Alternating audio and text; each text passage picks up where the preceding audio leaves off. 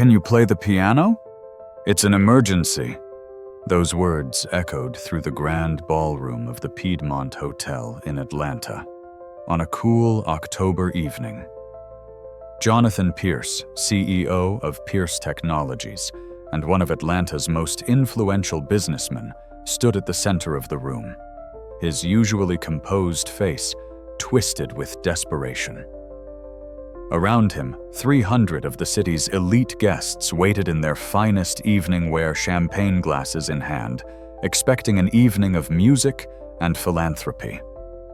But right now, 30 minutes before the scheduled performance, they had no pianist.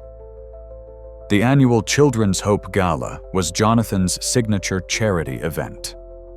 Tonight was supposed to raise over $2 million for underprivileged children's education programs. Everything had been planned down to the smallest detail: the catering, the auction items, the speeches, and most importantly, the piano performance by renowned classical pianist Rebecca Chen, whose moving interpretations of Chopin had brought audiences to tears across the country. But 20 minutes ago, Jonathan had received the call. Rebecca's car had been hit by a drunk driver on the highway. She was alive, thank God, but in the hospital with a broken arm and fractured ribs. There would be no performance tonight.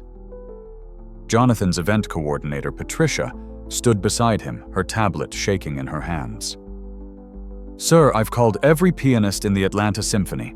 Everyone's either booked or out of town. I don't know what else to do." The guests were starting to notice something was wrong. Whispers rippled through the crowd. Jonathan could feel $2 million in donations slipping through his fingers. More than that, he could feel the weight of disappointed children who would lose their chance at music education art programs and after-school care. He loosened his bow tie, feeling the pressure mounting. This gala meant everything to him, not just for the charity, but for reasons far more personal. Reasons that still woke him up at 3 a.m, 3 years after his world had shattered. "We need someone who can play Chopin," he muttered, scanning the crowd desperately. "Anyone who can sit at that piano and give these people something worth listening to." But what happened next, no one in that ballroom could have predicted. Not Jonathan, not the wealthy donors, not even the woman in the kitchen wearing a stained white apron listening to every word. The answer to Jonathan's desperate question was about to walk through those doors. And she was only 9 years old. Let's go back to the beginning of this evening to understand how we got here. The Piedmont Hotel ballroom was a vision of elegance. Crystal chandeliers cast warm light over tables draped in ivory silk. A massive Steinway grand piano sat on the raised stage, its polished black surface reflecting the room like a mirror. Centerpieces of white roses and orchids decorated each table, and servers in crisp uniforms moved between guests with trays of hors d'oeuvres and champagne. This was Atlanta's most anticipated charity event of the year. The guest list read like a who's who of Georgia's power players: CEOs, politicians, philanthropists, and old money families who'd shaped the city for generations. Everyone wanted to be seen at the Children's Hope Gala. It was good for business, good for reputation, and for some genuinely good for the soul. Jonathan Pierce had started this gala 5 years ago, shortly after he'd sold his software company for $800 million. At 52, he'd achieved everything the world defined as success. A sprawling mansion in Buckhead, a private jet investments that generated more money than he could spend in 3 lifetimes. But success, he'd learned the hard way, couldn't protect you from the tragedies that mattered most. Tonight's gala was supposed to be perfect. Jonathan had personally overseen every detail. The menu featured dishes from Atlanta's finest restaurants. The auction included a week at a Tuscan villa courtside, Hawks tickets, and a private dinner with the governor.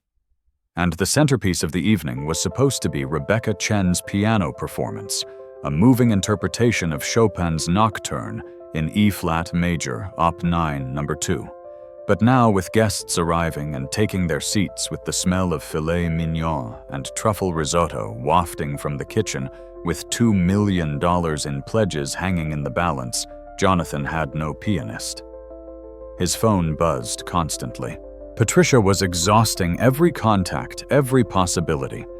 The Atlanta Symphony's principal pianist was in New York. The Emory University music professor was in Europe. Even the talented college students were all committed to other performances. What about recorded music, someone suggested. Jonathan shook his head firmly. These donors came for a live performance. They came to feel something real. A recording won't cut it. Not tonight. The truth was, this performance meant more to Jonathan than just entertainment for wealthy donors. That Chopin Nocturne, the one Rebecca was supposed to play, it meant something. It was connected to a memory that still made his chest tight, a loss that had never really healed. 3 years ago, his son Daniel had played that exact piece at his elementary school recital. Daniel had been 9 years old, small for his age, with his mother's dark eyes and Jonathan's stubborn determination. He'd practiced that nocturne for 6 months, his small fingers stumbling over the difficult passages, tears of frustration turning to tears of joy as he finally mastered each section. Jonathan had sat in the audience of that school auditorium, his heart swelling with pride as his son played. It wasn't technically perfect. Daniel rushed some passages and hesitated on others. But it was filled with something that technique alone couldn't provide: pure, unfiltered emotion. When Daniel finished and turned to smile at his father, Jonathan knew that moment was one he'd remember forever. He just didn't know that 3 months later, Daniel would be diagnosed with leukemia, or that 18 months after that, he'd be gone. The Children's Hope Gala, specifically its focus on music education for underprivileged children, was Jonathan's way of honoring Daniel's memory. His son had loved music more than anything. In the hospital, even during his worst days, Daniel would ask for his iPad so he could listen to Chopin, Beethoven, and Mozart. Music had given him comfort when nothing else could. Now, standing in this ballroom, Jonathan felt the familiar ache in his chest. He'd wanted tonight to be perfect. He'd wanted that nocturne to fill this room, to remind everyone that beauty still existed in a world that could be unbearably cruel. He'd wanted to feel close to Daniel again, just for a few minutes. Sir Patricia approached, her face pale. "I've called everyone. I'm so sorry. There's just no one available on such short notice." Jonathan nodded slowly, his jaw tight. He'd have to make an announcement. Apologize to the guests. Maybe play a recording after all, even though it would feel like a betrayal of everything this night was supposed to represent. He started walking toward the stage, each step heavy with disappointment. The guests quieted as they saw him approach the microphone. 300 faces turned toward him expectant. Jonathan cleared his throat, about to speak. And that's when he heard a voice behind him. A woman's voice, quiet but urgent. "Excuse me. Sir Mr. Pierce." The voice belonged to Grace Williams, and at that moment she was taking the biggest risk of her life. Grace was 34 years old, a single mother who'd been working in the Piedmont Hotel's kitchen for the past 2 years.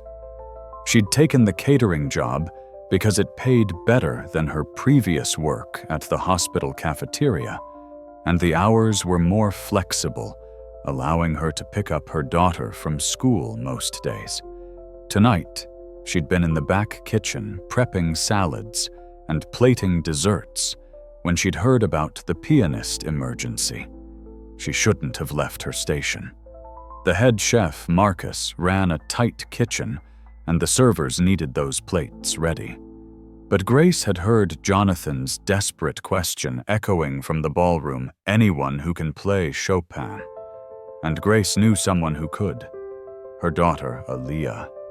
Grace's hands had frozen over the Caesar salad she'd been assembling. Her mind raced. This was crazy.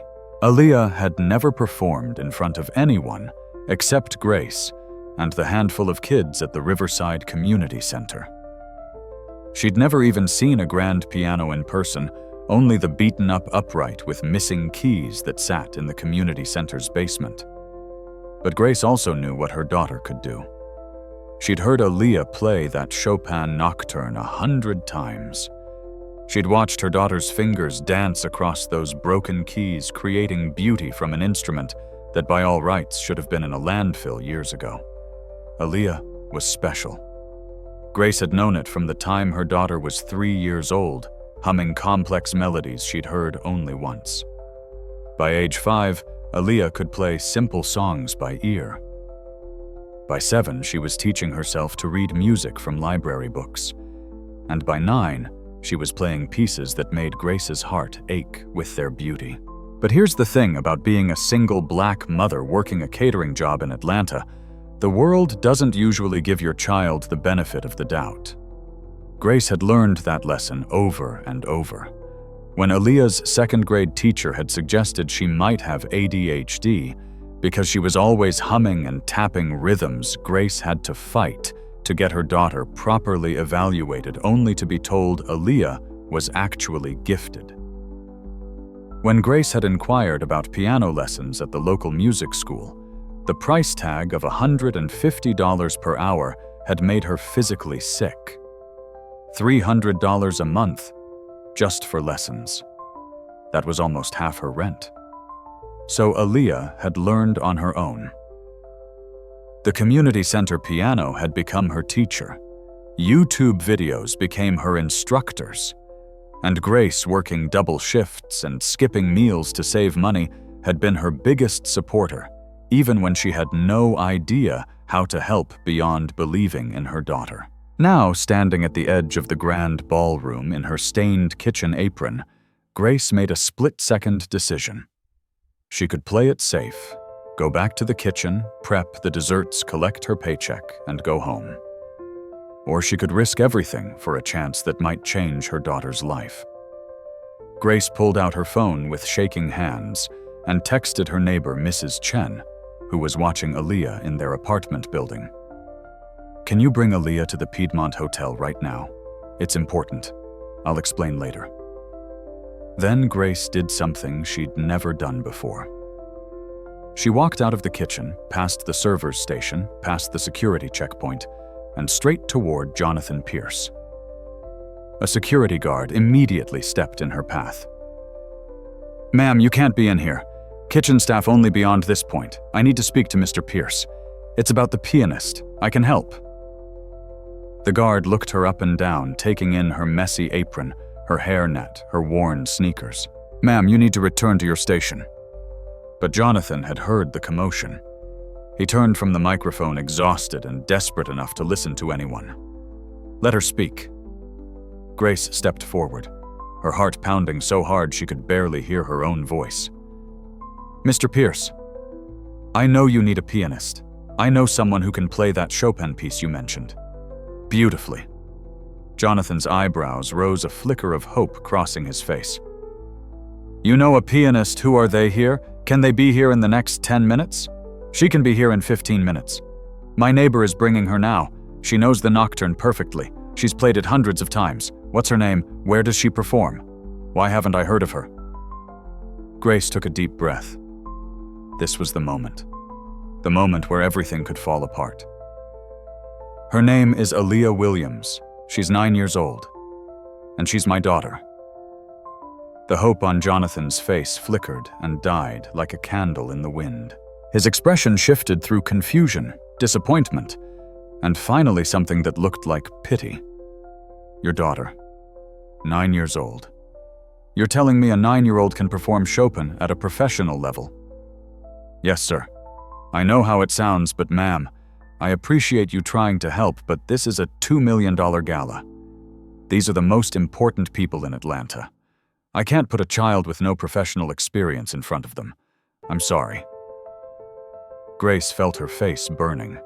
She'd known this was a long shot, but hearing him dismiss Aaliyah without even giving her a chance made something fierce rise up in her chest. "Mr. Pierce, you asked if anyone could play Chopin. My daughter can. She doesn't have fancy credentials or a concert resume, but she has something better. She has heart, and she has talent that would blow your mind if you'd just give her one chance." Jonathan rubbed his temples. 300 guests were waiting. Time was ticking away. The logical part of his brain told him this was absurd.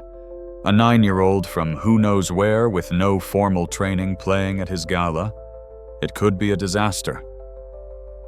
But the desperate part, the part that had nothing left to lose, whispered, "What choice do you have?" "Fine," he said finally. "Bring her. But she gets 5 minutes to prove she can play." "5 minutes, that's it. If she can't do it, we're going with recorded music." Grace nodded, her hands trembling as she texted Mrs. Chen again. "Hurry. Please hurry." 15 minutes had never felt so long. While they waited for Aaliyah to arrive, Grace stood at the edge of the ballroom, her stomach churning with anxiety and doubt. What had she just done?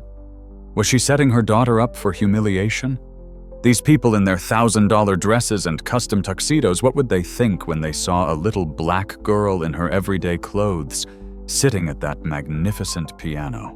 Grace thought back to that day 6 months ago, when everything had started. She'd picked up Aaliyah from school and noticed her daughter was quieter than usual. Usually, Aaliyah chattered non-stop about her day, the songs stuck in her head, the rhythm she'd tapped out on her desk. But that day, she just stared out the car window. "Baby, what's wrong?" Grace had asked. "Mama, can I ask you something?" "Of course. Why don't we have a piano?" Grace's hands had tightened on the steering wheel. It was a question she'd been dreading.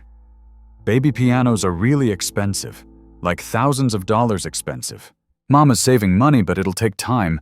I know, some of the kids at school take piano lessons.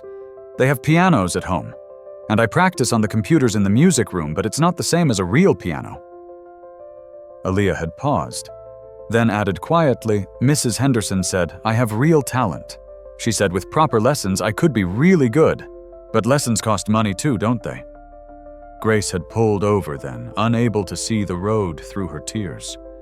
She'd turned to her daughter and seen a kind of sadness that no 9-year-old should have to feel, the sadness of knowing you have a gift, but not the means to develop it. "Listen to me," Grace had said fiercely.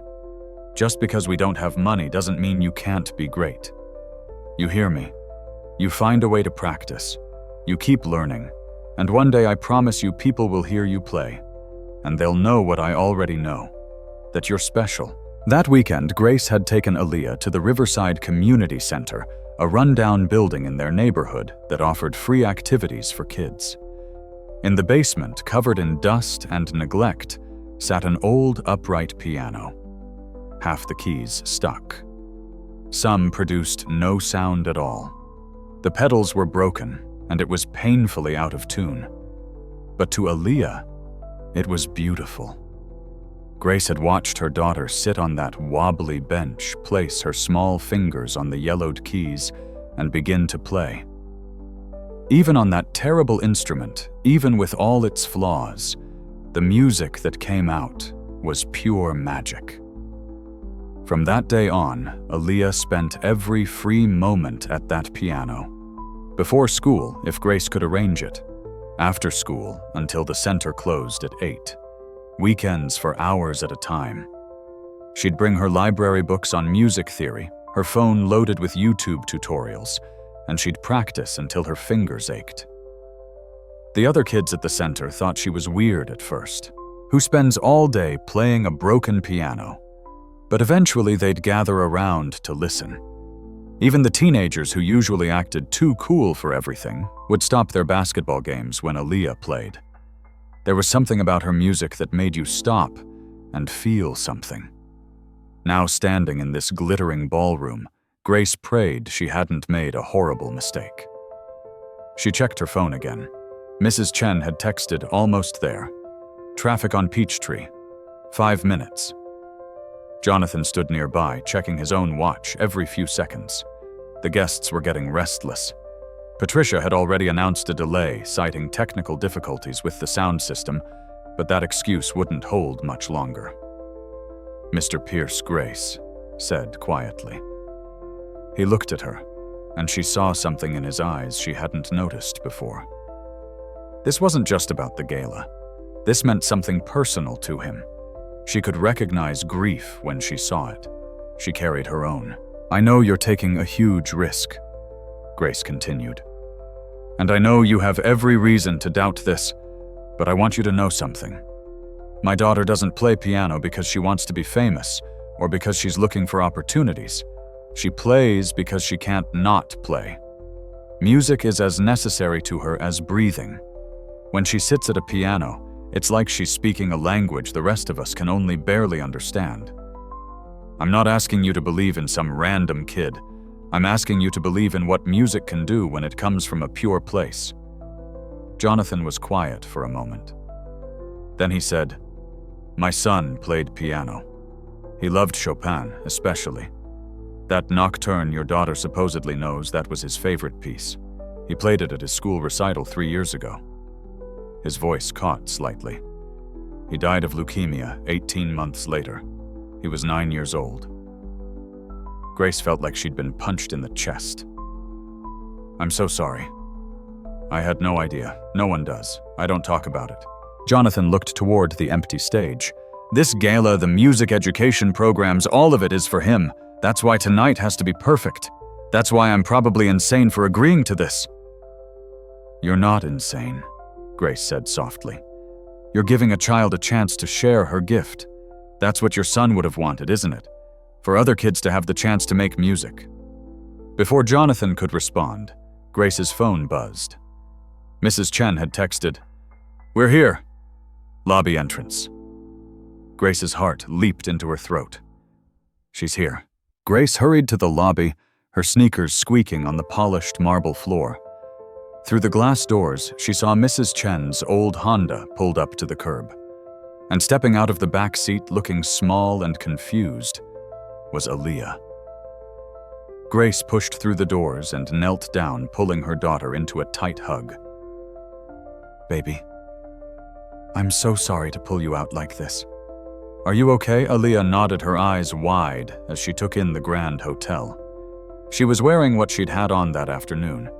Jeans, a purple hoodie with a sparkly unicorn on it, and her worn sneakers with the hole in the toe that Grace kept meaning to replace. Her hair was pulled back in 2 puffs, and she had on the glasses she hated wearing but needed for distance vision. She looked exactly like what she was, a 9-year-old kid who'd been doing homework 20 minutes ago.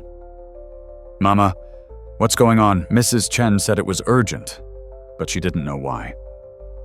Grace took a deep breath. "Baby, remember how I told you that sometimes opportunities come when you least expect them. This is one of those times. There's a big event happening here tonight. Really important people are here, and they need someone to play piano. The person who was supposed to play had an accident and can't come." Aaliyah's eyes got even wider. "You want me to play here in front of people? Only if you want to. I will never make you do something you're not comfortable with.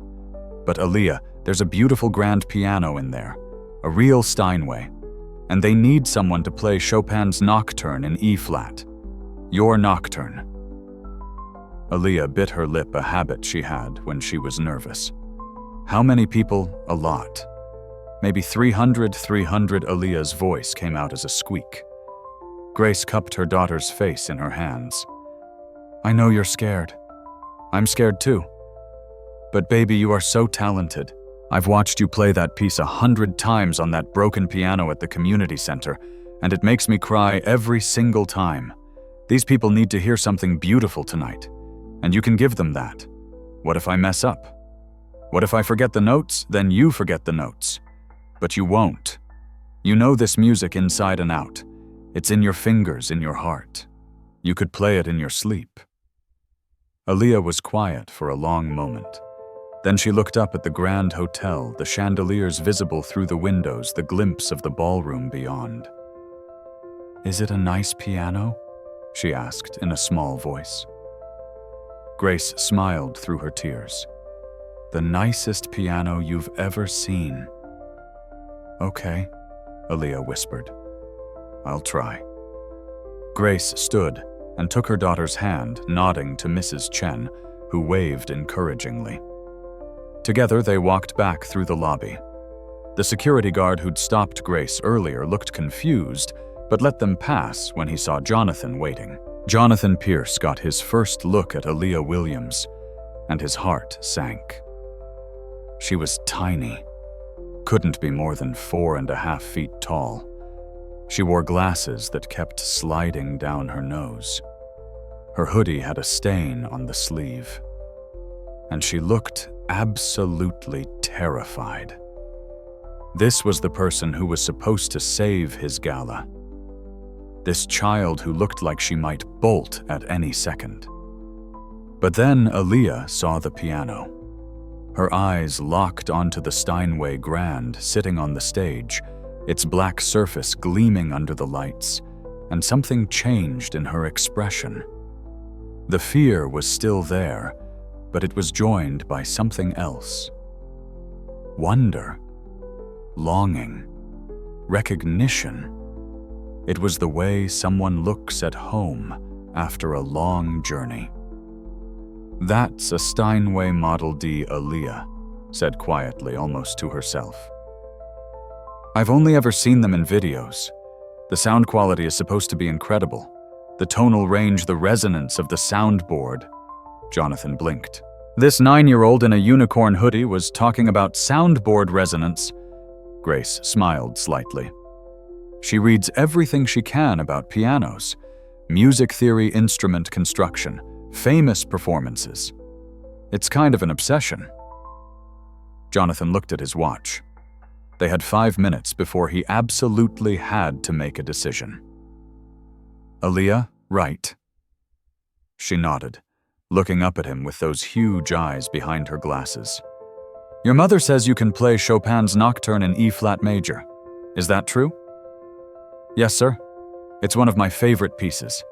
The way Chopin uses the left hand to create this flowing, almost liquid accompaniment, while the right hand carries the melody, it's like a conversation between two parts of yourself.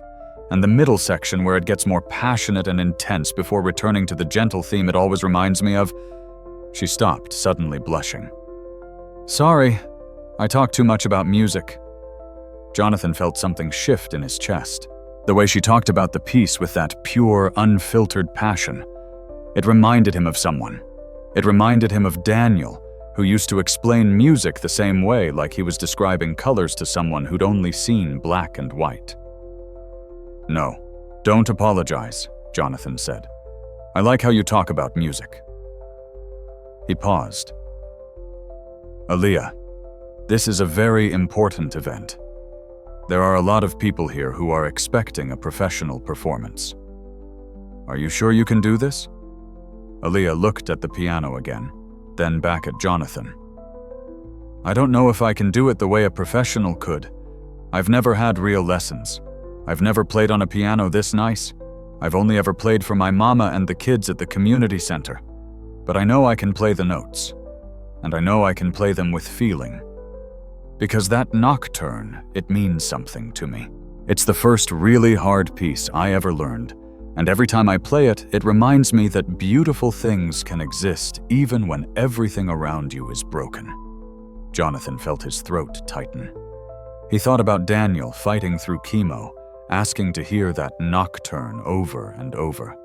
He thought about his son's small hands on the piano keys in their living room, determined to finish the piece even when he was so tired he could barely hold his head up.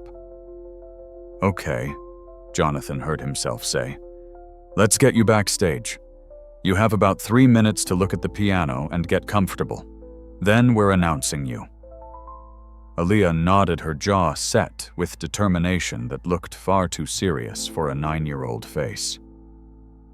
As Grace led her daughter toward the stage entrance, Jonathan turned to Patricia. "Get the sound system ready, and someone find her something to sit on. That bench is going to be too high for her." Patricia stared at him. "Sir, are you sure about this?" "If she fails, then she fails," Jonathan said. "But I'm not going to be the person who didn't give her a chance." Backstage in the wings, just off the stage, Aaliyah stood with her mother staring at the grand piano like it was something from a fairy tale. Grace knelt beside her daughter.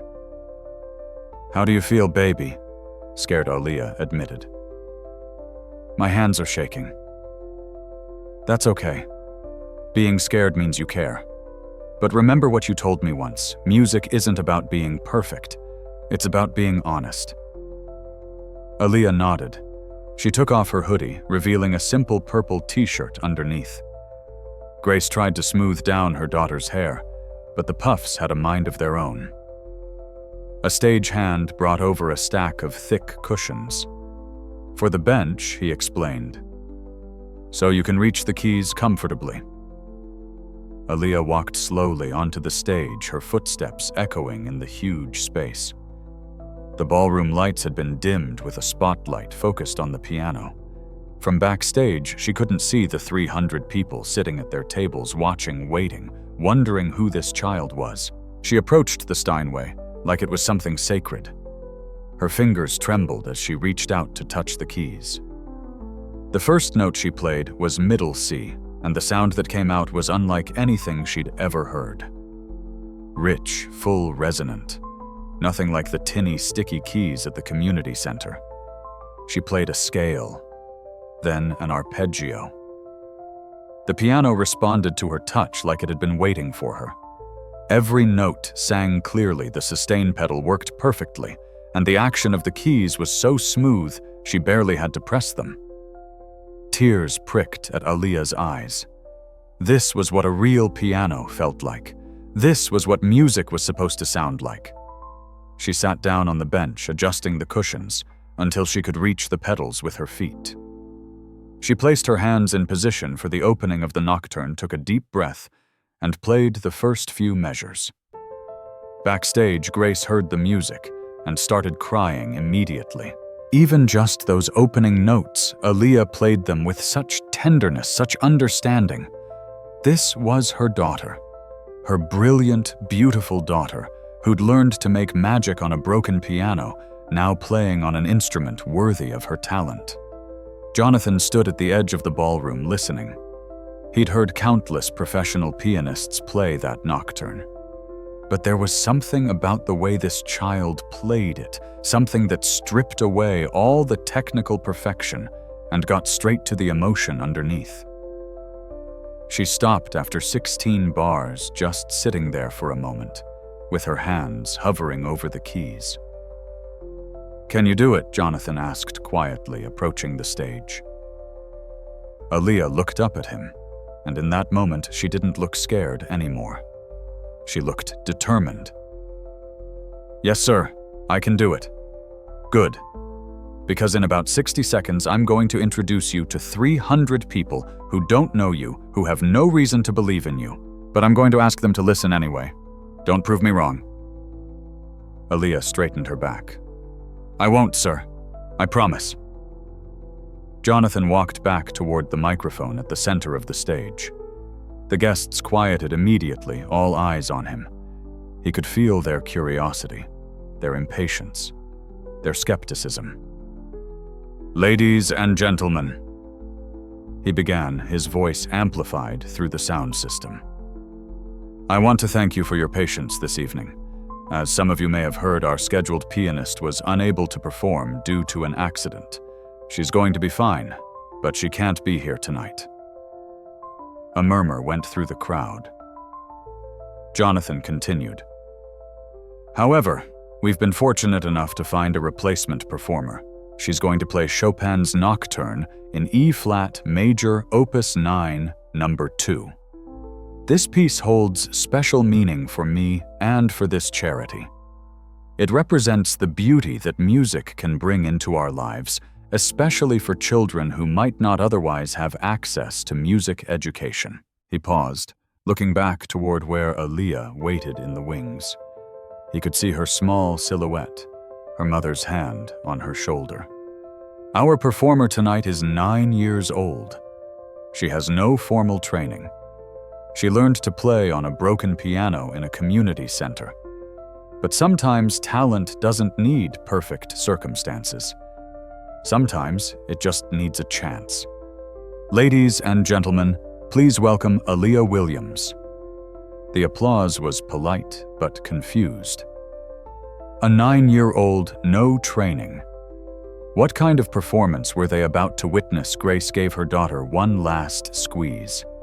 "Go make beautiful music, baby. I'll be right here." And then Aaliyah Williams walked out onto that stage in her purple t-shirt and her worn sneakers, her glasses sliding down her nose, her hands trembling. She walked past Jonathan Pierce, who gave her an encouraging nod. She walked across that huge stage toward the Steinway grand piano that probably cost more than everything her family owned combined. 300 pairs of eyes watched her. 300 wealthy, powerful people who'd never heard of her, who had no reason to believe she could do what she was about to attempt.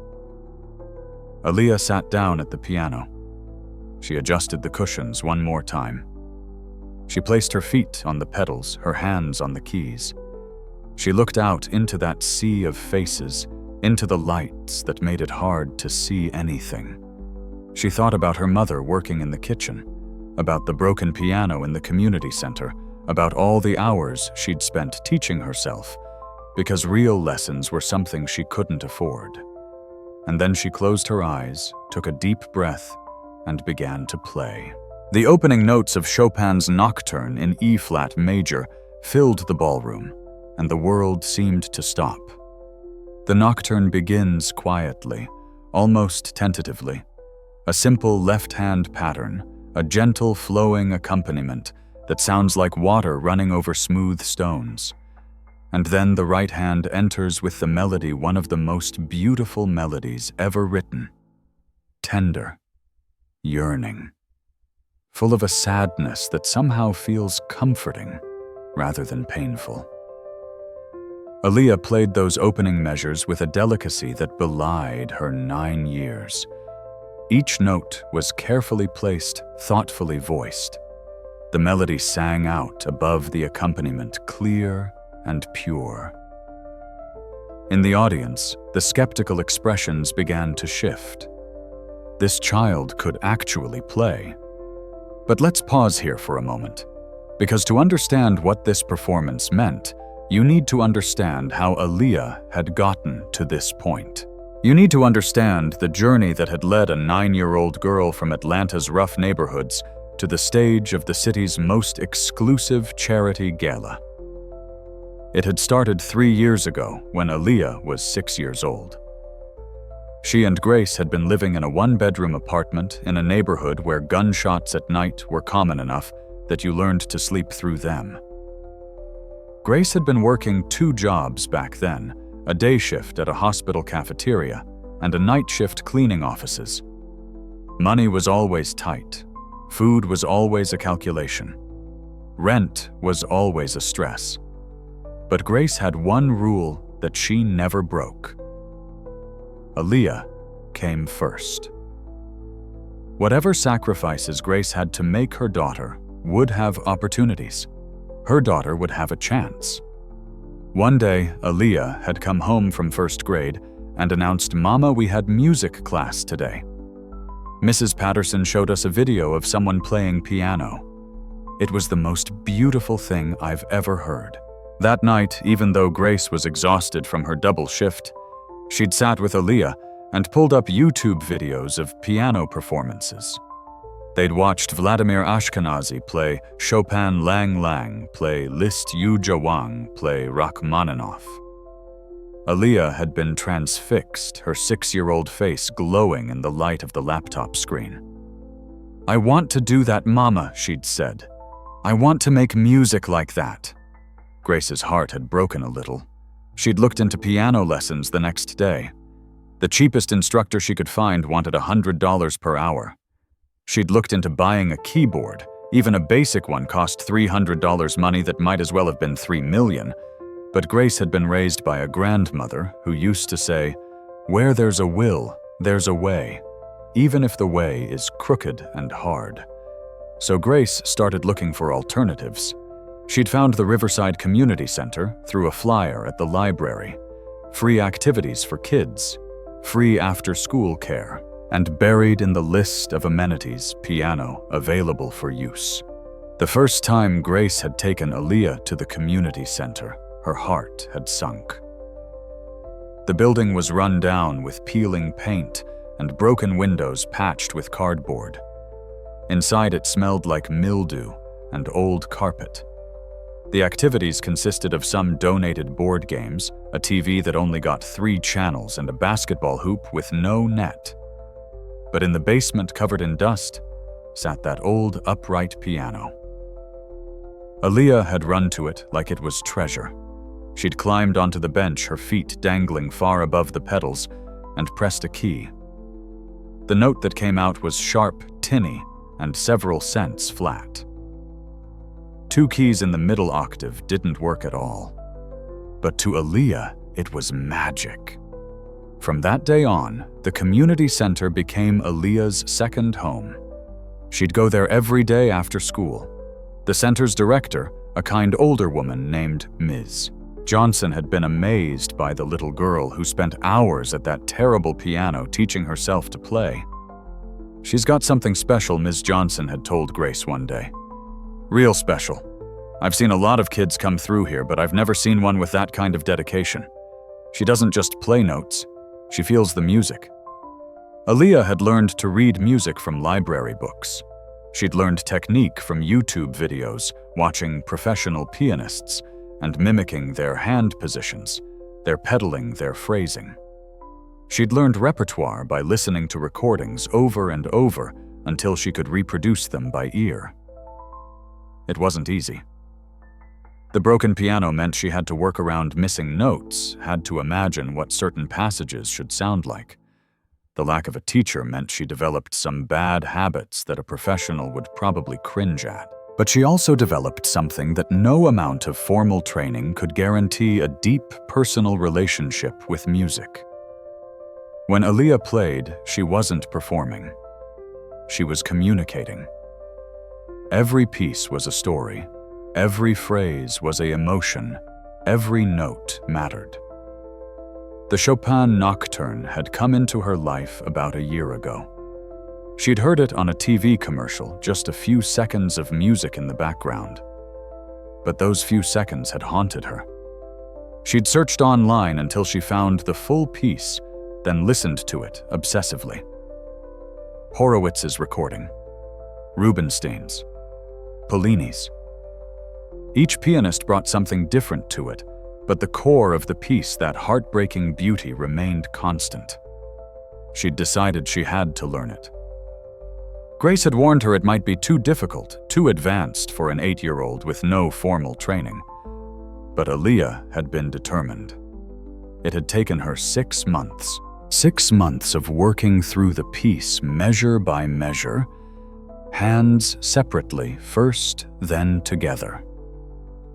6 months of struggling with the technical challenges, the stretches her small hands could barely make, the complicated rhythms in the middle section. 6 months of tears, frustration, and triumph. But she'd learned it. Every note, every dynamic, every subtle shift in tempo. She'd learned it on that broken piano with the missing keys, meaning she'd had to transpose certain passages, had to imagine the full sound when the instrument couldn't deliver it. And now, sitting at this magnificent Steinway grand piano, in front of 300 strangers, all those hours of practice, all that dedication, it was all coming together. As Aaliyah continued playing, the atmosphere in the ballroom began to change. At first, the guests had been merely curious. Who was this child? How had she ended up here? But as the nocturne unfolded, As Aaliyah's fingers moved with increasing confidence across the keys, curiosity turned to surprise, and surprise began to turn into something deeper. At table 12, Margaret Whitmore, a 72-year-old philanthropist who'd been attending charity galas for 50 years, leaned over to her husband. "Henry, listen to this. Really listen. This child is extraordinary." At table 5, Robert Chen, the COO of Atlanta's largest tech company, had pulled out his phone to check his email. But the music made him stop. He put the phone away and found himself actually listening, something he rarely did at these events. The way this girl played it reminded him of his own grandmother, who'd been a concert pianist in Korea before the war. His grandmother had always said you could tell a real musician not by their technique, but by their heart. This child had heart. At table 18, a group of younger professionals who'd been whispering and giggling about the kid pianist had gradually fallen silent. One of them, a woman named Sarah, who'd taken piano lessons for 10 years as a child, whispered, "She's better than I ever was. And I had the best teachers in the state." But it wasn't just the technical skill that was captivating people. It was something harder to define.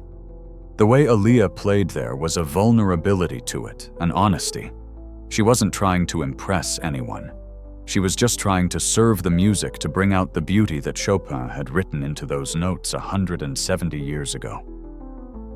Backstage, Grace stood with her hands clasped in front of her mouth, tears streaming down her face. She could hear the music perfectly from where she stood, and she could tell that Aaliyah was playing better than she ever had before. The quality of the piano, the acoustics of the room, something about the moment was bringing out the best in her daughter. Jonathan Pierce stood at the side of the stage, watching. He'd been preparing himself for disaster, for an embarrassing failure that he'd have to smooth over with the donors. But this was something else entirely. He found himself transported back 3 years to that elementary school auditorium where Daniel had played this same piece. His son's performance had been sweet earnest, full of childish mistakes and innocent charm. But this girl she was playing with a maturity that shouldn't have been possible. She understood what this music meant, the melancholy, the yearning, the bittersweet beauty of it. How did a 9-year-old from the Atlanta projects understand melancholy? But then Jonathan realized maybe she understood it better than most adults. Maybe growing up poor, watching her single mother work herself to exhaustion, learning music on a broken piano, because a real one was an impossible dream. Maybe all of that had taught her something about longing, about beauty existing in the midst of hardship. The first section of the nocturne came to its gentle conclusion, and Aaliyah paused for just a beat before entering the middle section.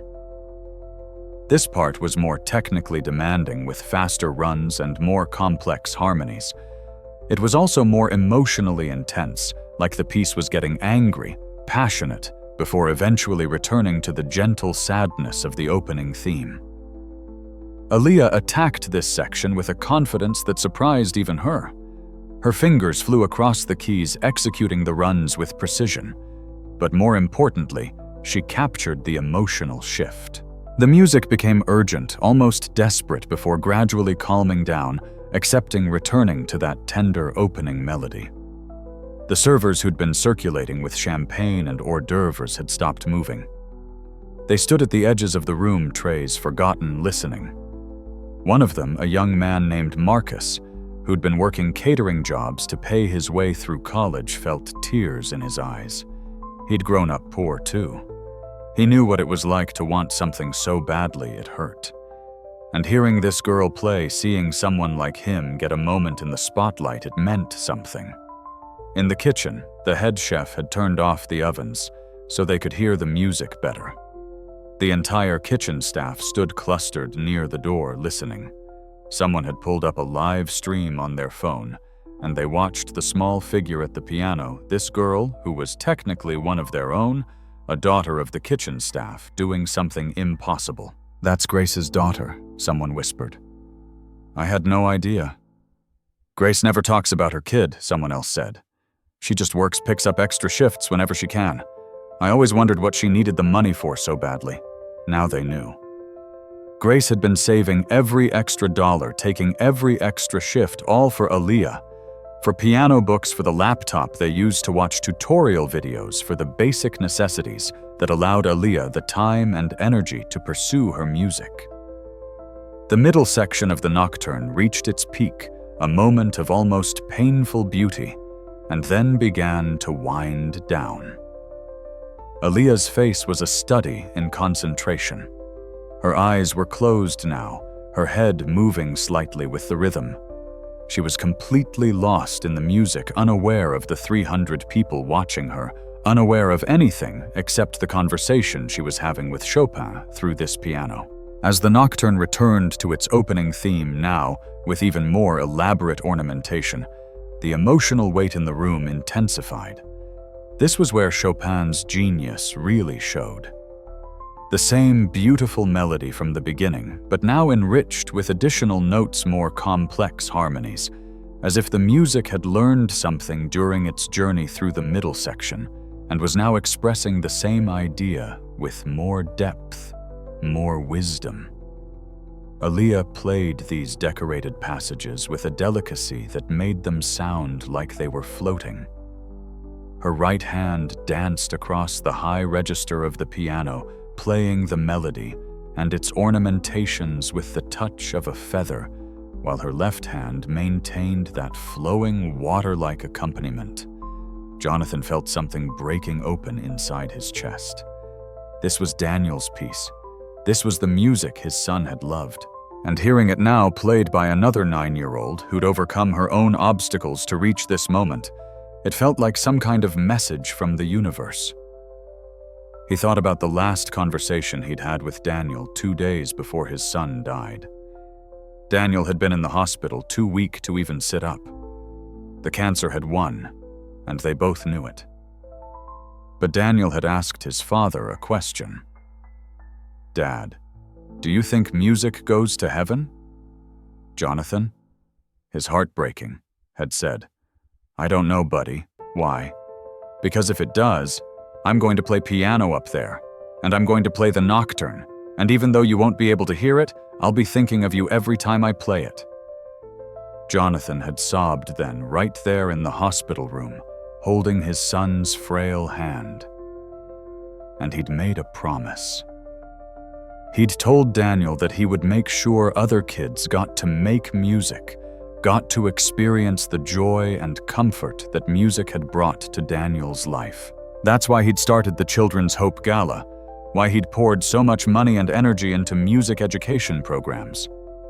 Now watching this little girl play Jonathan felt like somehow in some mysterious way, Daniel was here.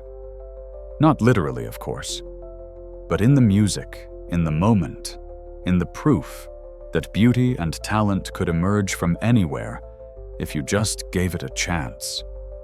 Aaliyah was approaching the final section of the piece now. The melody soared one last time, reaching into the higher register of the piano, each note like a star against a dark sky. And then, gradually, it began to descend.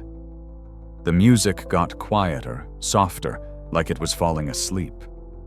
The left hand continued its gentle rocking motion, and the right hand played simpler and simpler versions of the melody.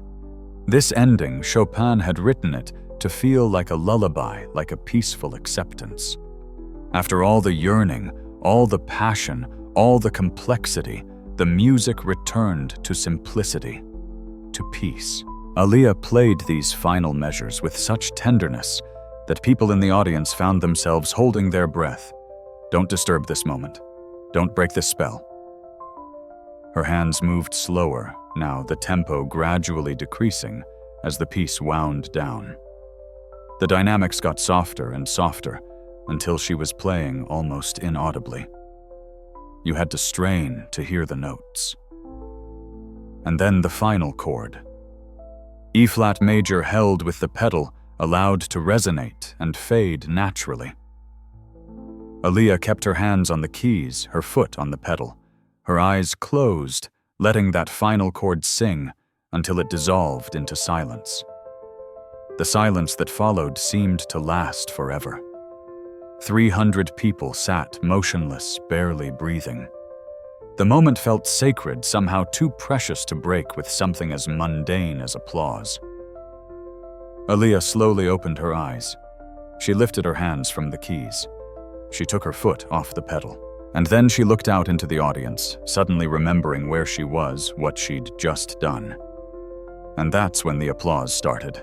It began with one person. Margaret Whitmore, the 72-year-old philanthropist, rose from her seat at table 12. Her hands came together in applause that was fierce, emphatic, determined. Then her husband stood. Then the couple at the next table. Then the whole table. Like a wave spreading across water, the entire ballroom rose to their feet. The applause swelled, growing louder and louder. It wasn't the polite, obligatory applause that usually followed performances at charity galas. This was genuine. This was people acknowledging that they'd just witnessed something special. Aaliyah sat at the piano bench, her eyes wide with shock. She looked backstage toward her mother, and Grace was crying so hard she couldn't see straight. Ms. Johnson from the community center, who'd come as Grace's guest using a last-minute ticket, was applauding so hard her hands hurt. People weren't just clapping, they were wiping their eyes. They were shaking their heads in amazement. They were turning to each other with expressions that said, "Did you hear that? Did you hear what I just heard?" At table 7, a music professor from Emory University turned to his wife. "That child has no formal training." That's what Pierce said. "She learned on a broken piano in a community center." That's impossible. The technique, the interpretation, the musicality, those things can't be self-taught. Someone must have worked with her. But the only someone who'd worked with Aaliyah was Aaliyah herself. Hours and hours of practice, of watching videos of trial and error. She'd taught herself to play the way people used to learn centuries ago, before conservatories and formal pedagogical methods. By listening, by doing, by loving the music so much that she couldn't not figure it out. Jonathan Pierce walked onto the stage, his eyes red. He approached Aaliyah, who stood up from the bench, suddenly looking very small and young again. She'd been transformed while playing, had seemed almost ageless. But now she was just a 9-year-old in a t-shirt and worn sneakers, overwhelmed by what was happening. Jonathan knelt down so he was at her eye level. "Aaliyah," he said, his voice thick with emotion that was one of the most beautiful performances I've ever heard. "Thank you." Aaliyah's bottom lip trembled. "I didn't mess up too much." Jonathan laughed, tears spilling down his cheeks. "You didn't mess up at all. You were perfect." He stood and turned to the microphone, gesturing for the applause to quiet down. It took a while. People didn't want to stop clapping. Finally, the room settled enough for Jonathan to speak. "Ladies and gentlemen, I don't have words for what we just experienced. Aaliyah Williams, 9 years old, no formal training, playing on a community center piano with broken keys." His voice broke. "This is why we're here tonight. This is why the Children's Hope Foundation exists. Because talent like this, it doesn't only exist in wealthy families who can afford Juilliard preparatory programs and private instructors. It exists everywhere, in every neighborhood, every community, every economic background. It just needs a chance." The applause started again, but Jonathan held up his hand. He had more to say. "That piece Aaliyah just played, Chopin's Nocturne in E-flat major. It was my son's favorite. Daniel died 3 years ago from leukemia. He was 9 years old, the same age as Aaliyah. He loved music more than anything in the world, and in his final days that Nocturne brought him comfort when nothing else could." The room was utterly silent now. This was clearly difficult for Jonathan to say, but he pushed through. I started this foundation to honor Daniel's memory, to make sure other children could experience the joy of music that he experienced. But I'll be honest with you, until tonight, it had felt like a memorial, like something I was doing to remember the past. But watching Aaliyah play, seeing her talent and her dedication and her heart, it doesn't feel like a memorial anymore. It feels like hope. It feels like proof that the things we love, they don't die. They live on. They transform. They appear in unexpected places and unexpected people and remind us why we keep going. He looked down at Aaliyah, who was crying now too, not quite understanding everything, but understanding enough. Aaliyah, you reminded me tonight why music matters, why beauty matters, why giving children chances matters. Thank you for that gift. The applause came again, and this time Jonathan didn't stop it. He let it wash over Aaliyah, let her have this moment. She stood there on that stage in the spotlight while 300 of Atlanta's most powerful and wealthy people celebrated her. Grace came running out from backstage. She didn't care about protocol or propriety anymore. She ran to her daughter and swept her into a hug, and both of them sobbed.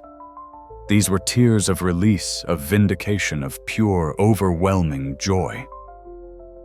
You did it, baby, Grace whispered into Aaliyah's hair.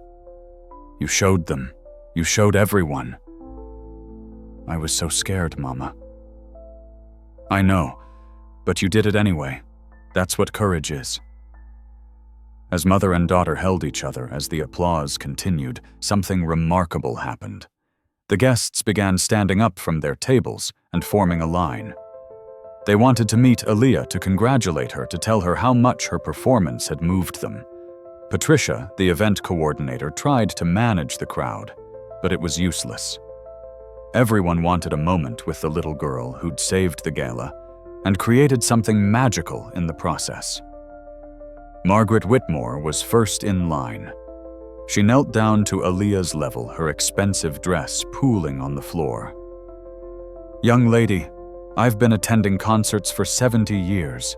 I've heard some of the greatest pianists in the world. And I want you to know that what you did tonight, it ranks among the most moving performances I've ever witnessed. Thank you, ma'am, Aaliyah said shyly. Do you want to be a professional pianist when you grow up? Aaliyah nodded. More than anything. Then you will be, I have no doubt. Margaret pressed a business card into Grace's hand. This is my information. Call me next week. We need to talk about your daughter's education. One after another, people came forward. They offered contacts at music schools. They offered to pay for lessons. They offered instruments, opportunities, support. These were people who had the power to change lives, and tonight they'd seen something that made them want to use that power. The music professor from Emory finally made his way to the front. Ms. Williams, he said to Grace, I teach at Emory's music department. I would like to offer Aaliyah a place in our youth preparatory program. Full scholarship. We have some of the finest piano instructors in the Southeast. Grace's hands flew to her mouth. Are you serious? Completely serious. Your daughter has a once-in-a-generation talent. It would be an honor to help her develop it. Through it all, Jonathan stood to the side, watching. He felt lighter than he had in 3 years, like a weight had been lifted from his chest. Daniel's death would always be a scar on his heart, but tonight, that scar had started to heal. Not because the pain was gone, but because he'd seen proof that beauty could emerge from loss, that hope could exist alongside grief. Eventually, the crowd of well-wishers dispersed back to their tables, and the gala continued. But everything had changed. The energy in the room was different now. People weren't just going through the motions of a charity event. They were genuinely moved, genuinely invested. When the auction began, the bids came in fast and furious. The week at the Tuscan villa that was expected to go for $30,000 sold for $75,000. The courtside Hawks tickets doubled their estimated value. People were opening their wallets wide, inspired by what they'd witnessed. By the end of the night, the Children's Hope Gala raised $3.2 million, a record that exceeded even Jonathan's most optimistic projections. But Jonathan barely noticed the money. He was sitting at his table, which had been empty all night because he'd been too anxious to sit, and he was thinking about Daniel. His wife Caroline had died 5 years ago in a car accident. Just sudden, random tragedy that took her away in an instant. Then Daniel's cancer diagnosis came 2 years later. Jonathan had poured everything into fighting it, the best doctors, the most advanced treatments, experimental trials. But cancer didn't care how much money you had. Daniel had fought for 18 months before his small body just couldn't fight anymore. For 3 years after Daniel's death, Jonathan had been going through the motions. He ran his company. He attended his charity events. He smiled and shook hands and made speeches. But inside, he'd been hollow. Nothing touched him. Nothing moved him. Until tonight. Until a 9-year-old girl with glasses and a unicorn t-shirt had played his son's favorite piece and reminded him what it felt like to feel something. Grace approached his table hesitantly. Aaliyah was with Ms. Johnson eating ice cream and looking overwhelmed but happy. "Mr. Pierce, can I talk to you for a minute?" Jonathan stood immediately. "Of course. Please sit." Grace sat looking uncomfortable in this world of crystal and silk. "I don't know how to thank you. What you did tonight, giving Aaliyah that chance, you changed her life. You changed our lives. I should be thanking you," Jonathan said. "Your daughter. She gave me something I didn't know I'd lost. She reminded me why any of this matters. The piece meant something to you." "Your son." "Yes. Daniel. He would have loved Aaliyah's performance." Jonathan paused. "Can I ask you something? How does she do it? How does a 9-year-old play with that much depth, that much understanding?" Grace thought about it for a moment. I think Aaliyah understands struggle. She's watched me work 2 jobs to keep us afloat. She's seen me cry over bills I couldn't pay. She's gone to bed hungry more times than I want to admit. And music for her, it's been this escape. This proof that beautiful things can exist even when your life is hard. So when she plays something sad like that nocturne, she's not pretending to understand the emotion. She really does understand it. Jonathan felt his throat tighten. My son understood it too. For different reasons. The pain of being sick, of knowing he was dying. Music was his escape, too.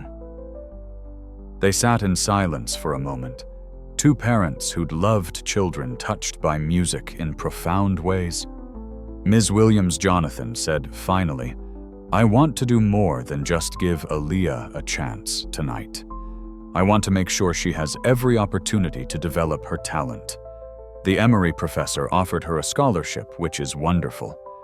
But I'd like to set up a trust fund for Aaliyah's music education. Full tuition at any school she chooses, money for a quality piano, funds for her to attend summer programs and competitions, whatever she needs." Grace stared at him. "Mr. Pierce, that's too much. I can't accept you can and you will. Not as charity, as an investment. I'm investing in Aaliyah because I believe in her, and because helping her is helping me honor my son's memory in a way that actually means something." I don't know what to say. Say you'll let me help. Say you'll let me be a part of Aaliyah's journey. Jonathan's voice dropped to almost a whisper. I can't bring Daniel back. I can't change what happened. But I can make sure Aaliyah's talent doesn't go to waste. I can make sure she has the chances Daniel never got to have.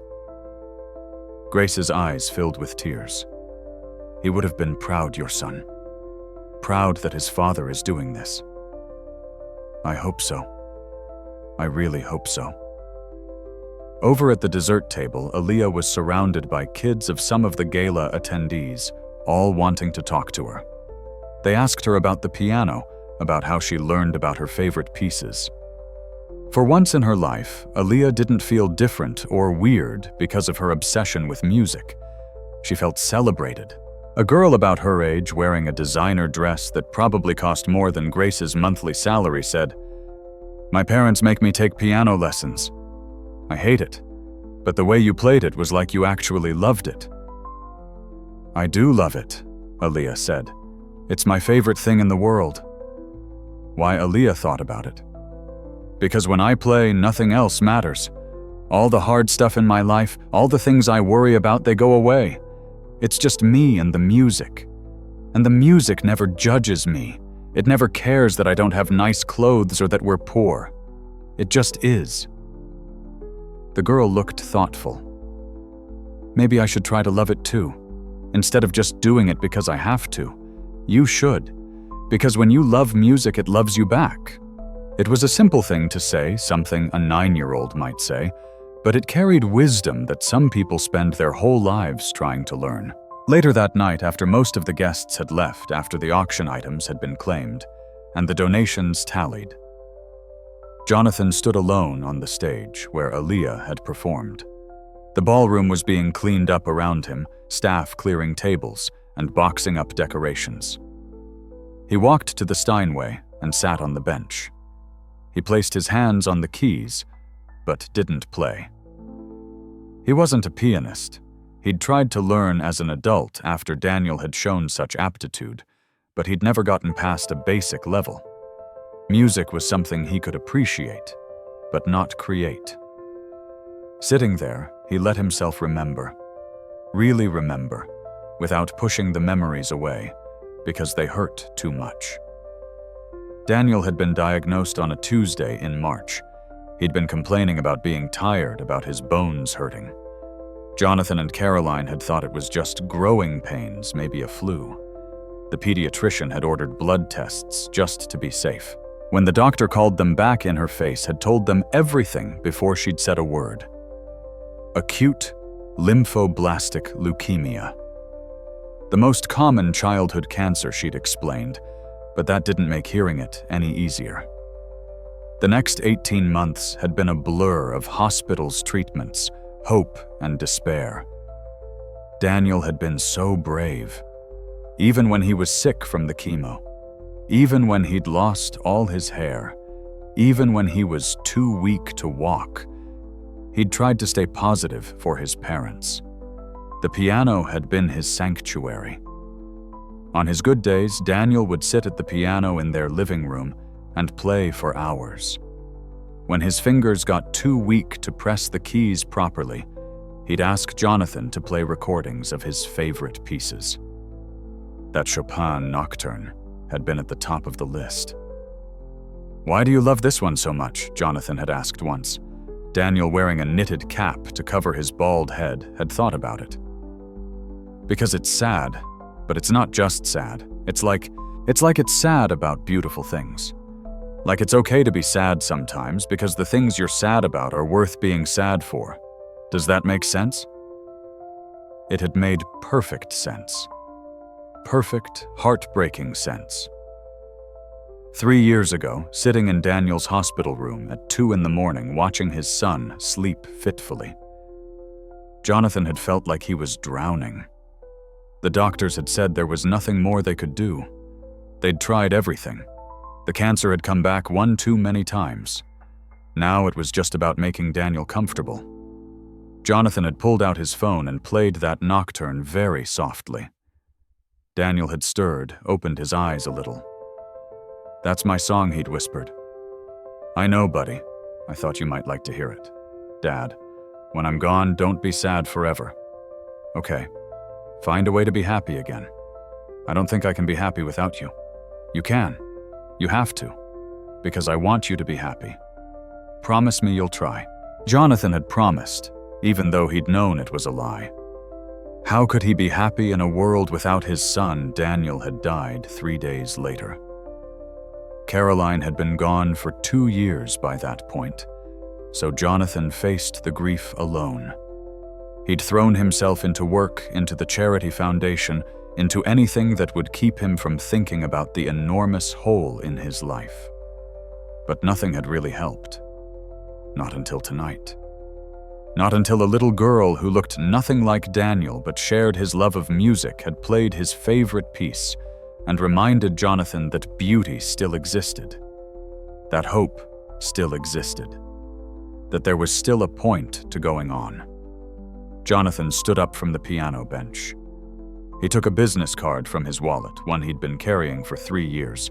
It was Daniel's school photo from 3rd grade. His son's face smiled up at him, gap-toothed and happy. "I think I'm going to be okay, buddy," Jonathan whispered to the photo. "I think I'm going to figure out how to be happy again." Aaliyah reminded me that music doesn't die when the person who loved it dies. It keeps going. It finds new people to love it. And in some way that means you keep going too. He slipped the photo back into his wallet and walked off the stage. The next morning, Jonathan called Grace. She answered on the first ring, her voice hoarse like she'd been crying all night. Happy crying, presumably. "Ms. Williams, I hope I'm not calling too early. I wanted to follow up on our conversation last night." "No, not at all. We've been up for hours. Aaliyah hasn't stopped talking about last night.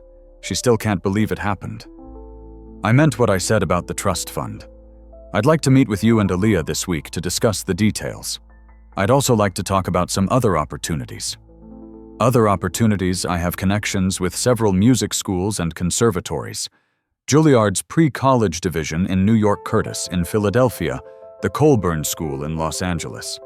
I'd like to arrange auditions for Aaliyah at all of them. She should see what options are available to her." Grace was quiet for a moment. "Mr. Pierce, those schools are they're for rich kids. Kids who've been training since they were 3 years old. Aaliyah's just a girl from the projects who taught herself on a broken piano." "Aaliyah is one of the most talented young pianists I've ever heard, and I've heard a lot. Her background doesn't matter. Her talent does. And those schools, yes, they usually cater to wealthy families, but they also give full scholarships to exceptional students. Aaliyah is an exceptional student. What if she's not ready? What if she auditions and doesn't get in? I don't want to set her up for disappointment." Jonathan understood the fear in Grace's voice. When you've spent your whole life having doors closed in your face, it's terrifying to hope they might open. Then she doesn't get in, and she keeps training until she's ready. "But Ms. Williams, you saw what happened last night. Aaliyah played in front of 300 strangers on a piano she'd never touched before, with no rehearsal, and she brought a room full of jaded millionaires to tears. She's ready for more than you think." Grace was crying now. "I just want the best for her. I want her to have the chances I never had." "I know. That's why you have to say yes. Not just for Aaliyah, but for yourself. You've sacrificed everything to give your daughter a chance at her dreams. Now let me help make those dreams a reality." They agreed to meet at Jonathan's office on Wednesday.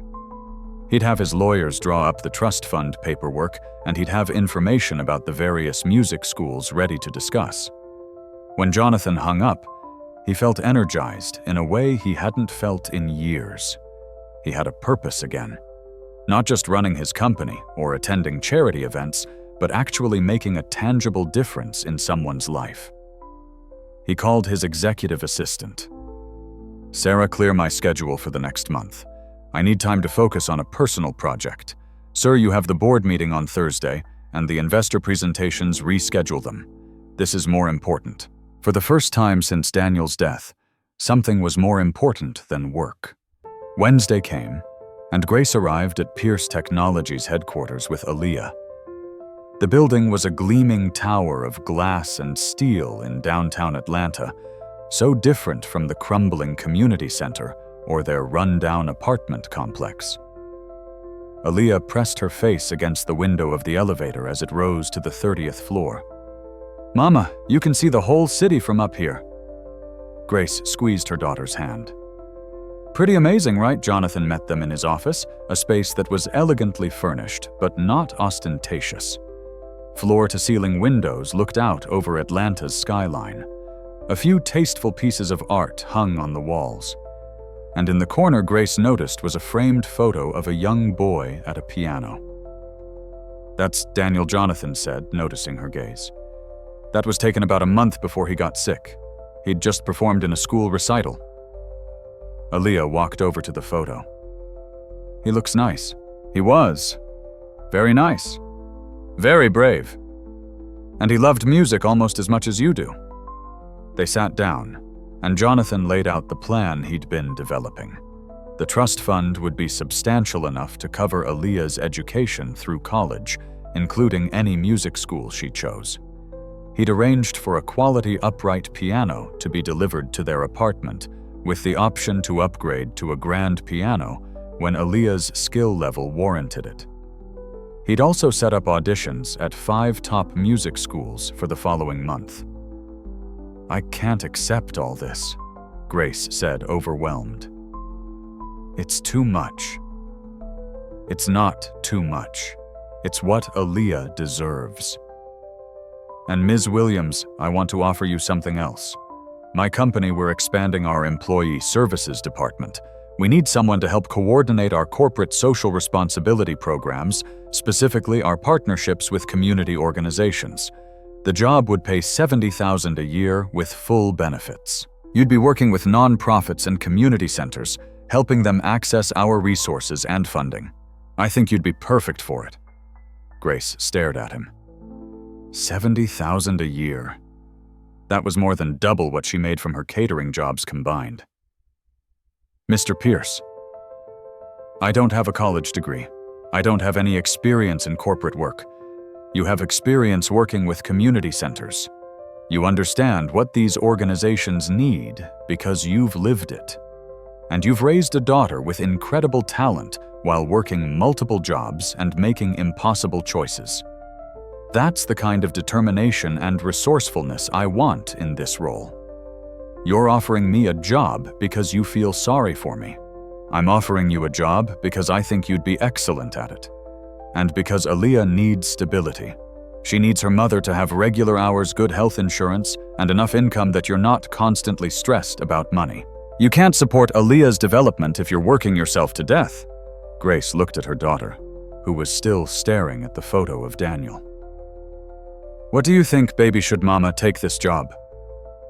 Aaliyah turned around, her face serious. "I think Mr. Pierce is trying to help us. I think we should say yes." Out of the mouths of babes. Grace nodded slowly. "Okay. Yes. We'll say yes to all of it. The trust fund, the piano, the auditions, the job. But Mr. Pierce, I need you to know something. We're going to earn this. Aaliyah is going to work harder than any student those music schools have ever seen. And I'm going to be the best employee you've ever had in that department. We don't take charity. We take opportunities and we make the most of them." Jonathan smiled. "I wouldn't expect anything less." 2 weeks later, a moving truck pulled up outside Grace and Aaliyah's apartment complex. The neighbors came out to watch as 4 men carefully maneuvered a beautiful mahogany upright piano up 3 flights of stairs and into the Williams' small apartment. The piano dominated their tiny living room, making the space feel even smaller.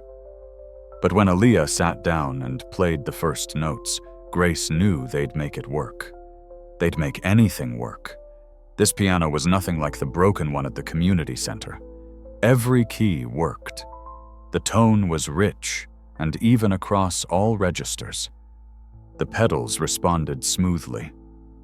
For the first time in her life, Aaliyah could practice on an instrument that didn't limit what she could learn. She spent hours at that piano every day. Grace's new job had regular hours, which meant she could be home in the evenings to make dinner while Aaliyah practiced. The apartment was filled with music constantly. Chopin, Mozart, Beethoven, Debussy. Aaliyah was working through a repertoire list that the Emory professor had given her preparing for her auditions. The neighbors complained at first. The walls were thin, and the sound of piano practice wasn't always pleasant, especially when Aaliyah was working through a difficult passage over and over. But gradually, the complaints stopped. Because even the most unmusical person could tell that something special was happening in apartment 3C. The music that came through those walls was beautiful. It made people stop what they were doing and listen. It made the whole building feel a little less run down, a little more cultured. Mrs. Chen from next door started inviting people over specifically to listen when Aaliyah practiced. "Come hear the concert," she'd say. Better than anything on the radio. Aaliyah's practice schedule was intense. She'd wake up at 6 and practice for an hour before school. After school, she'd practice for another 2 to 3 hours, taking breaks only when her hands got tired. On weekends, she'd practice 5 or 6 hours a day, broken into sessions with time in between for her hands to rest. Grace worried sometimes that it was too much, that Aaliyah was pushing herself too hard. But Aaliyah insisted she was fine. "Mama, this is what I want to do. Playing piano doesn't feel like work. It feels like breathing." The Emory professor, Dr. Harrison, came to their apartment once a week for lessons. He'd waived his usual fee, considering it an honor to work with such a talented student. But after the first lesson, he'd pulled Grace aside. "Ms. Williams, your daughter is extraordinary. But I need you to understand something. The auditions she's preparing for, they're brutally competitive. Kids who've been training at elite preparatory schools since age 4, kids who have every advantage. Aaliyah's raw talent is undeniable, but she's going to be competing against students who've had years of professional instruction.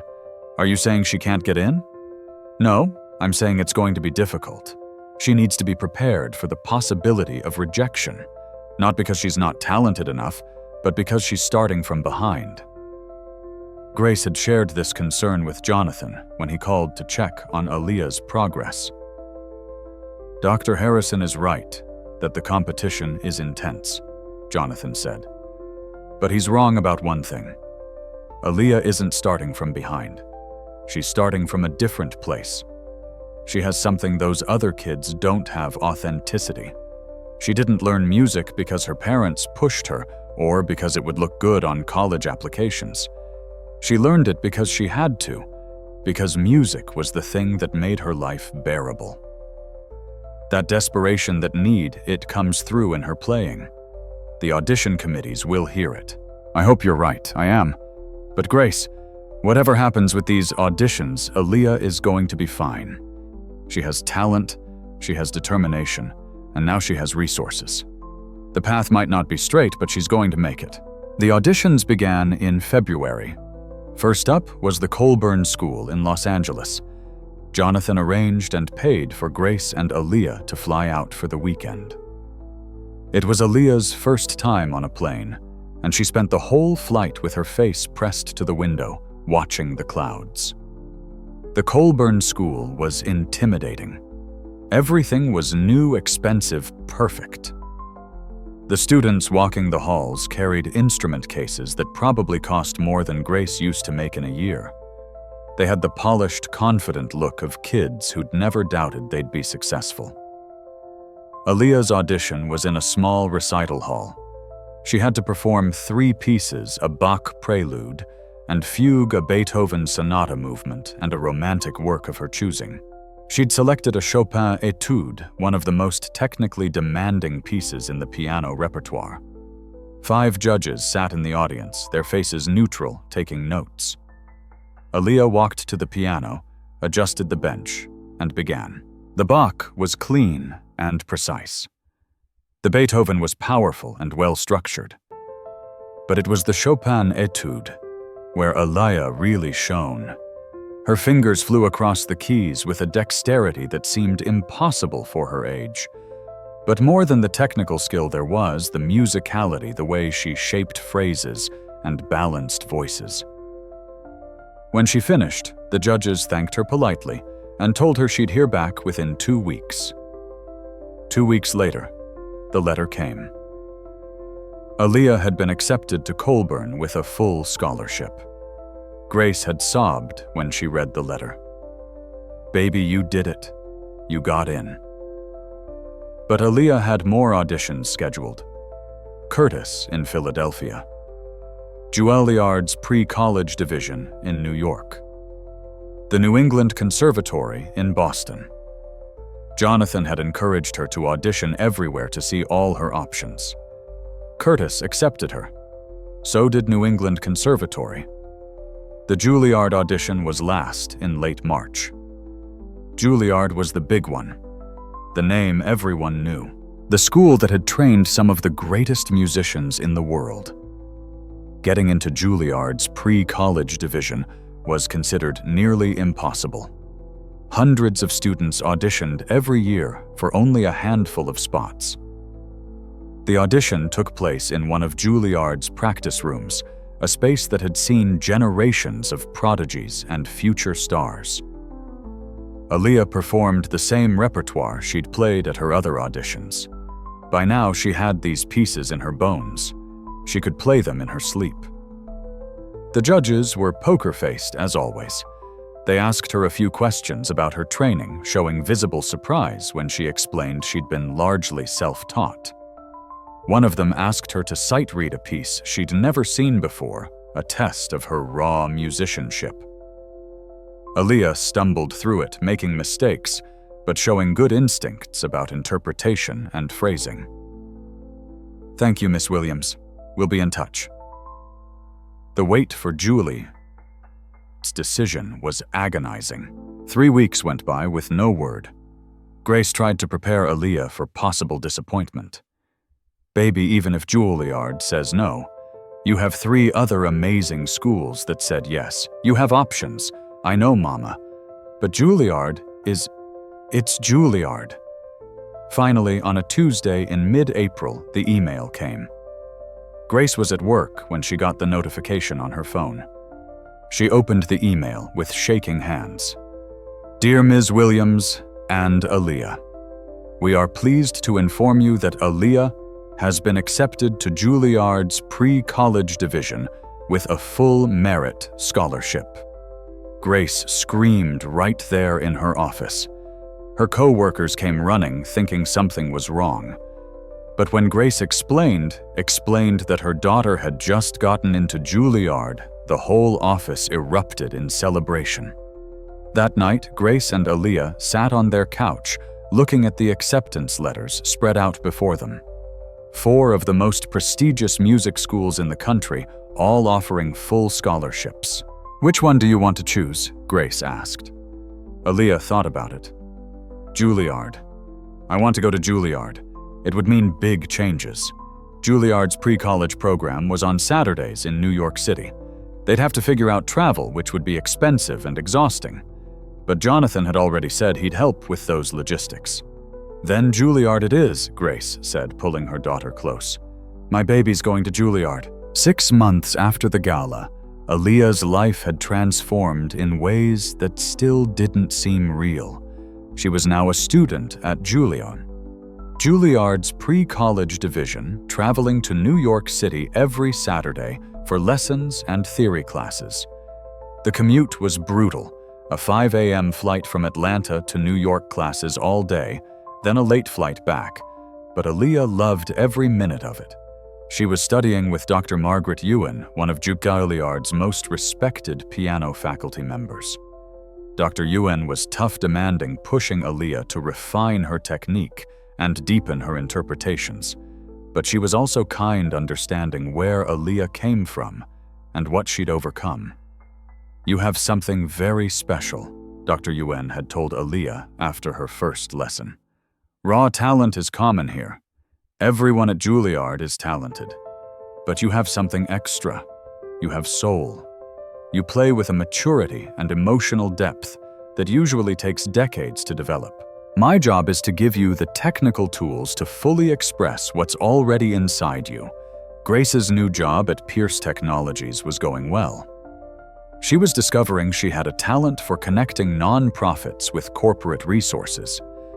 She understood both worlds, the world of need and the world of plenty. and she could bridge the gap between them. Jonathan had been right. She was excellent at the job. More importantly, she had stability, regular hours, benefits, a salary that meant she could pay rent without panic, buy groceries without calculating every dollar, take Aaliyah to New York without wondering how to afford it. The apartment was different now, too. The walls had been repainted. They had new furniture, nothing fancy, but clean and comfortable. The piano sat in the place of honor in the living room, and Aaliyah played it every day. But despite all the changes, despite the success and the opportunities, the thing that had changed most was something internal. Aaliyah had confidence now. She walked differently, spoke differently. She knew she belonged in rooms with the wealthy kids in their designer clothes because her talent was just as valid as theirs. Maybe more so because she'd earned it the hard way. Grace had changed too. The constant stress that had defined her adult life had eased. She smiled more, laughed more. She could focus on being a mother instead of just trying to survive. And Jonathan had found his way back to life. He still missed Daniel every day that would never change, but the grief wasn't consuming him anymore. Helping Aaliyah had given him purpose, had helped him honor Daniel's memory in a way that felt meaningful. He attended Aaliyah's performances whenever he could. Watching her play, seeing her growth, it felt like watching Daniel continue in some way. Not literally, of course, but the love of music, the joy it could bring, the way it could transform lives, that legacy lived on. The Children's Hope Foundation had expanded its music education programs significantly after the gala. Inspired by Aaliyah's story, Jonathan had created a scholarship fund specifically for talented young musicians from low-income families. They'd already awarded grants to 15 students, providing instruments, lessons, and opportunities. The community center where Aaliyah had learned to play had received a major donation. They'd renovated the building, created a proper music room, and bought 3 new pianos.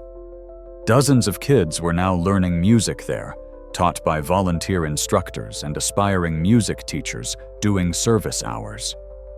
Ms. Johnson, the center's director, had cried when the renovations were completed. "This is going to change so many lives," she'd said. All because one little girl had the courage to sit at a broken piano and teach herself to play. But the story wasn't over. It was just beginning. In October, 1 year after the fateful gala, Jonathan organized a special concert. The Daniel Pierce Memorial Concert, held in Atlanta's Symphony Hall, was designed to showcase young musicians from the Children's Hope Foundation's scholarship program.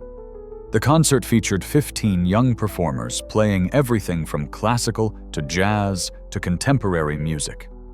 But the finale, the piece everyone was waiting for, was Aaliyah Williams playing Chopin's Nocturne in E-flat major. Jonathan sat in the front row, the same seat he'd sat in 3 years earlier when Daniel had performed at his school recital.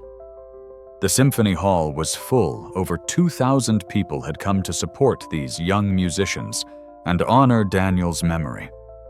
When it was time for the finale, the house lights dimmed.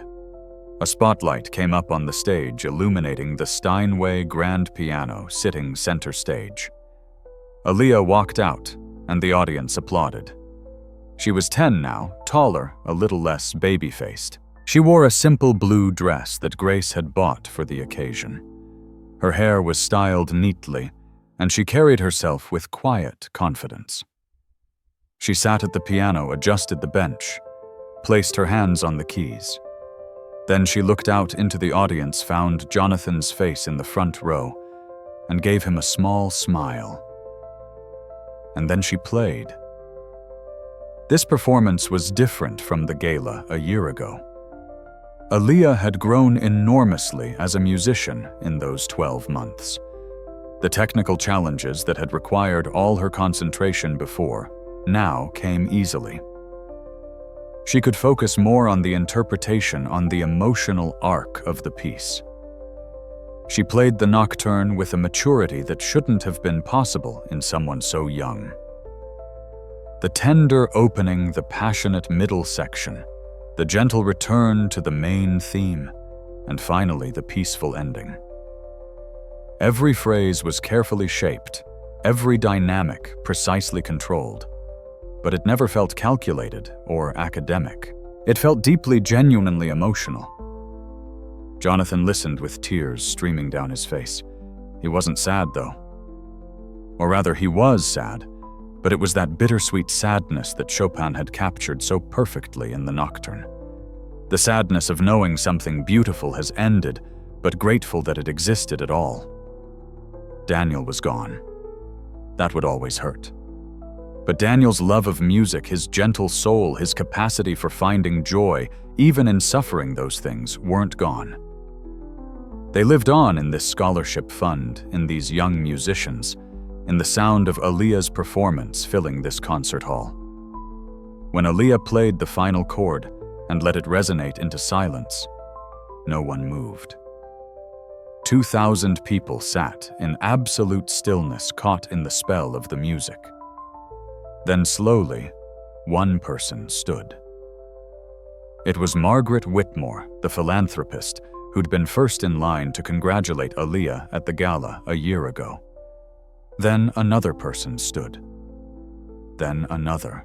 Within seconds, the entire hall was on its feet, applauding with the kind of enthusiasm usually reserved for world-famous soloists. Aaliyah stood and bowed. She was poised, professional, gracious. But when she looked at Jonathan, when she saw him crying in the front row, her composure cracked just a little. She brought her hand to her heart and nodded to him a gesture of thanks that said more than words could. After the concert, there was a reception. People wanted to meet Aaliyah, to congratulate her, to tell her how moved they'd been. But Jonathan waited until the crowd had thinned before approaching. Aaliyah, that was... I don't have words. That was perfection. Thank you, Mr. Pierce. I played it for Daniel. I hope he would have liked it. Jonathan knelt down to her level. Even though at 10 she was getting too tall for that gesture. He would have loved it. And he would have loved you. You're living the life he didn't get to live. You're making the music he didn't get to make. And in doing that, you're keeping a part of him alive. Thank you for that. Aaliyah hugged him, and Jonathan held this young girl who'd changed his life, who'd reminded him that grief and joy could coexist, that beauty could emerge from loss. Grace stood nearby, watching. Her daughter, her brilliant, beautiful daughter, who'd been born with nothing but a gift and a dream. Now look at her, studying at Juilliard, performing in Symphony Hall, inspiring thousands. It didn't feel real, but it was. It was all real. The Daniel Pierce Memorial Concert became an annual tradition. Every October, young musicians from the Children's Hope Foundation performed, and Aaliyah played the closing nocturne. Each year, the audience grew. Each year, more donations came in. Each year, more children received scholarships and opportunities. But the impact extended beyond just the concert. Aaliyah's story had spread. News outlets had covered it. The girl who taught herself on a broken piano, who saved a charity gala, who got into Juilliard. She'd been featured in national magazines, on morning talk shows, in educational documentaries. She'd become a symbol of something important, that talent exists everywhere, that circumstances don't determine worth, that opportunities can change lives. Other community centers across Atlanta, inspired by Riverside's transformation, started their own music programs. Other wealthy donors, inspired by Jonathan's example, started funding arts education in underserved communities. The ripple effect of that one night at the gala of one 9-year-old girl playing Chopin had touched thousands of lives. Aaliyah herself tried to stay grounded through all of it. Yes, she was studying at Juilliard, Yes, she was performing at prestigious venues. Yes, she had opportunities most kids could only dream of. But she never forgot where she came from. She still went back to the Riverside Community Center, now beautifully renovated, to work with the younger kids learning piano. She'd sit with them at those new pianos and show them finger positions, help them work through difficult passages, encourage them when they got frustrated. I know it's hard, she'd tell them. I know it feels impossible sometimes. But if you keep practicing, if you keep believing in yourself, you can do anything.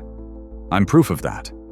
Grace, in her role at Pierce Technologies, had expanded the corporate social responsibility programs significantly. The company was now partnering with dozens of community organizations, providing funding, volunteers, and resources. She'd become one of the company's most valued employees, respected for her ability to make real change happen. And Jonathan had finally made peace with Daniel's death. Not forgotten, he'd never forget. But he'd learned to carry the grief without letting it destroy him. He'd learned that honoring his son's memory wasn't about being sad forever, but about creating the kind of world Daniel would have wanted to live in. A world where every child who loved music got a chance to make it. A world where talent mattered more than circumstances. A world where one person's kindness could change the trajectory of another person's life. He'd created that world in his small way. And every time he heard Aaliyah play, he knew it had been worth it. 5 years later, Aaliyah Williams, at age 14, performed as a soloist with the Atlanta Symphony Orchestra. The concert was sold out. She played Rachmaninoff's Piano Concerto No. 2, one of the most demanding and beloved pieces in the piano repertoire. Jonathan sat in his usual seat in the front row now, with a guest beside him. Emma Chen, a 13-year-old violinist who was the newest recipient of the Daniel Pierce Music Scholarship. Emma had grown up in circumstances similar to Aaliyah's, a single-parent, financial struggles, no formal training, but with enormous talent. Jonathan was mentoring her just as he'd mentored Aaliyah. As Aaliyah played the Rachmaninoff, her fingers racing across the keys in the thunderous passages, lingering tenderly in the lyrical sections, Jonathan reflected on how much had changed since that desperate night at the Gala 5 years ago. Aaliyah wasn't just talented anymore. She was becoming a great artist. She'd won several youth piano competitions. She was being scouted by concert managers. There was talk of recording contracts, international performances, a future as a concert pianist. But through it all, she'd stayed humble, kind, grounded. She never forgot that her success wasn't just about her talent. It was about the chance she'd been given and the support of people who believed in her. When the concert ended and the audience leaped to their feet, when Aaliyah took her bows and the orchestra stood to honor her, Jonathan felt Daniel's presence. Not literally, but in the beauty of the moment, in the proof that love and music and hope could transcend even death. After the concert at the reception, a young mother approached Aaliyah. She had a daughter with her, maybe 7 years old, who stared at Aaliyah with wide eyes. "Miss Williams, my daughter loves piano. She practices every day on the keyboard we bought her. But we can't afford real lessons, and I don't know how to help her get better. Do you have any advice?" Aaliyah knelt down to the little girl's level. "What's your name?" "Sophie." "Hi, Sophie. Do you love playing piano?" The little girl nodded enthusiastically. "Then that's all you need, love for the music. Everything else, the lessons, the instruments, the opportunities, those will come if you keep playing and keep believing in yourself. I learned on a broken piano in a community center. If I could do it, so can you." The mother had tears in her eyes. "Thank you. You don't know how much it means to hear that." But Aaliyah did know. She knew exactly what it meant to be that kid, to have a gift, but not the resources to wonder if your dreams were possible. As the reception wound down, Jonathan found Aaliyah on the terrace overlooking the Atlanta skyline. "How does it feel?" he asked. "Playing with the symphony, incredible. Terrifying. Perfect." Aaliyah smiled. Thank you, Mr. Pierce, for everything. For taking a chance on a scared 9-year-old in a unicorn hoodie. For believing in me when you had no reason to. For changing my life. You changed your own life, Aaliyah. I just opened a door. You walked through it with talent, dedication, and grace. They stood together in comfortable silence, looking out at the city lights. Mr. Pierce, can I ask you something? Of course. Do you think Daniel would be proud of what we've done, the scholarship fund, all the kids we've helped? Jonathan felt his throat tighten. I know he would be. Because all of this, the concert, the foundation, your success, all of it, it's proof that beauty doesn't die. Love doesn't die. Music doesn't die. They just transform into something new. Something that touches more lives than we can imagine. Aaliyah nodded, understanding in a way that only she could. Because she'd lived it. She'd been that transformation, that proof that one act of kindness, one opportunity given, could ripple out in ways no one could predict. As the stars came out over Atlanta, as the sounds of the city hummed below them, Aaliyah thought about that broken piano in the community center, about the scared girl who used to play it, dreaming of impossible things, about the night at the Gala when everything changed.